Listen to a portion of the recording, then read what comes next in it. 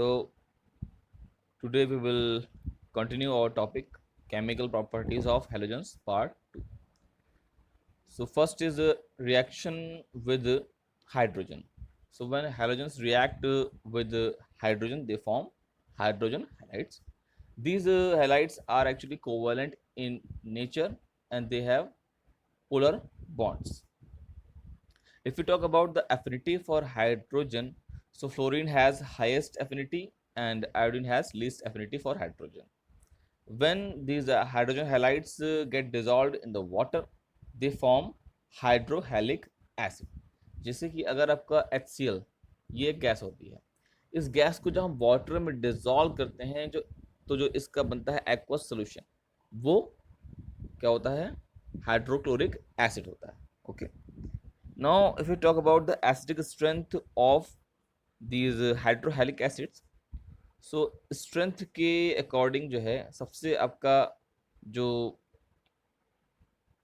Stable acid है वो है आपका हाइड्रोजन फ्लोराइड और सबसे कम स्टेबल है आपका हाइड्रोजन आयोडाइड. इसका इसका रीज़न क्या है? It is due to decrease in bond dissociation enthalpy. क्योंकि जब बॉन्ड आसानी से ब्रेक होगा तो वो आसानी से हाइड्रोजन को लिबरेट करेगा. इसलिए अगर आप HI को आप वाटर में डिजोल्व करेंगे तो ये आपको बहुत इजीली H+ आयन देगा. ठीक है. Now second is reactivity towards oxygen. So when halogens react with the oxygen, they form various oxides, but most of the oxides are unstable. वो stable नहीं होते, वो break हो जाते हैं. ठीक है. So there are few oxides which are stable.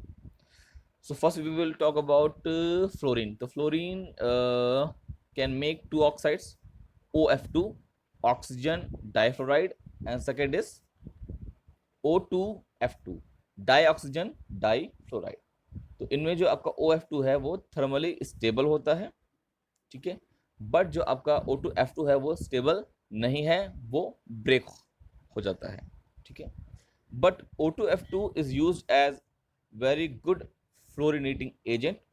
It mainly used to oxidize plutonium metal into PuF6, and it is the way to remove plutonium from spent nuclear fuel. Okay.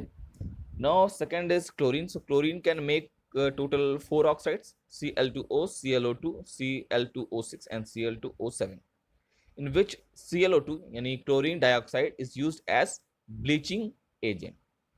And second main point is that all these oxides of chlorine are explosive in nature. Means when they react with the different chemical species, so the reaction may explode. Now third is your bromine. So bromine can make 3 oxides: Br2O, BrO2 and BrO3. ठीक है. ये जितने भी आपके oxides हैं, they are very good powerful oxidizing agents, but they exist at low temperature. यानी कि इनकी जो स्टेबिलिटी है वो लो टेम्परेचर पे ही है. अगर आप टेम्परेचर बढ़ाएंगे तो ये अनस्टेबल होके ब्रेक हो सकते हैं. ठीक है. Now if we talk about iodine, so iodine can make 4 oxides: I2O4, diiodine tetroxide, diiodine pentoxide and diiodine heptoxide. So all these oxides of iodine are insoluble solids, and they decompose on heating. Among these three, I2O5 is a very good oxidizing agent, and it is used in estimation of carbon monoxide. एक चीज जो यहाँ पे याद करने वाली है वो ये है कि oxides in which halogens have higher positive oxygen state are more stable. यानी जितने भी आपके हैलोजन के ऑक्साइड्स हैं उनमें अगर हैलोजन का स्टेट हायर है, हायर पॉजिटिव है, जैसे कि मान लीजिए एक में +3 है और एक में +5 है, तो जो +5 वाला ऑक्साइड होगा वो ज़्यादा स्टेबल होगा. ठीक है. Now third is reaction with metals. So metals when react with the halogens, they can make metal halides. For example, if you have alkali metals like sodium, potassium, lithium, they react with halogen to form sodium chloride, sodium bromide, sodium iodide, lithium chloride, lithium bromide. So they have general formula Mx. Okay. And when they react with the group 2 metals like magnesium, calcium, so they form also metal halides with the general formula Mx2. If we talk about the ionic character of these metal halides, so you can see there is a decreasing order of ionic character.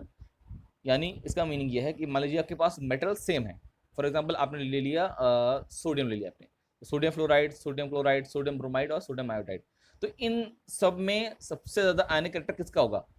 किसका? Fluoride का, metal fluoride का, क्योंकि जितना ज़्यादा size बढ़ेगा आपके halogen atom का, उतना ही आयनिक कैरेक्टर जो है वो मेटल हैलाइड का कम होता चला जाएगा।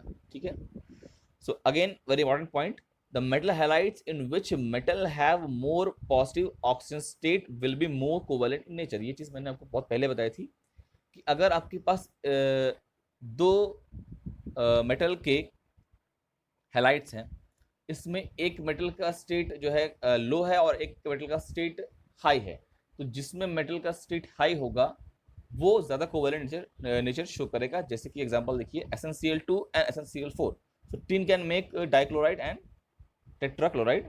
ठीक है, बट यहाँ पे टिन का स्टेट है +2, यहाँ पे टिन का स्टेट है +4, सो जो आपका SnCl4 होगा वो ज़्यादा कोवेलेंट नेचर शो करेगा, same as for PbCl2, PbCl4 and SbCl3, SbCl5।